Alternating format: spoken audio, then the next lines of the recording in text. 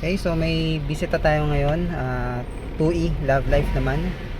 Ayan, manual, so namamatay siya. So ang problema natin, yung RPM niya hindi stable. Katulad niya, namamatay.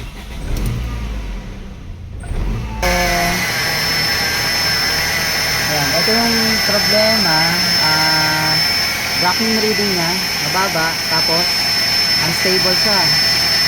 Tapos ito, itong idle solenoid, ito, ayan o, hindi nakakabot ng maayos. So ito, in-adjust ko lang yung idle screw para hindi siya mamatayan at nang makita yung vacuum reading.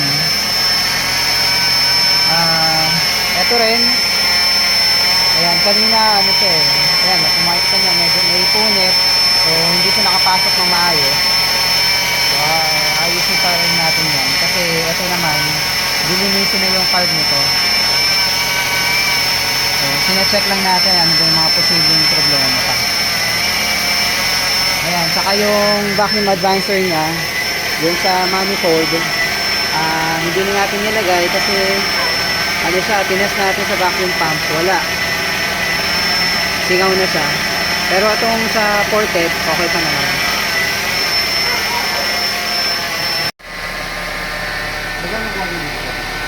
So, tapos na tayo.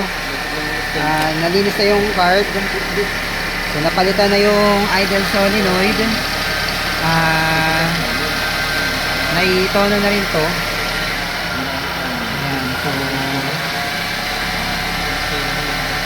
So hindi na mapalag yung makina. Hindi katulad kanina. Saka may idle na siya. Ayan.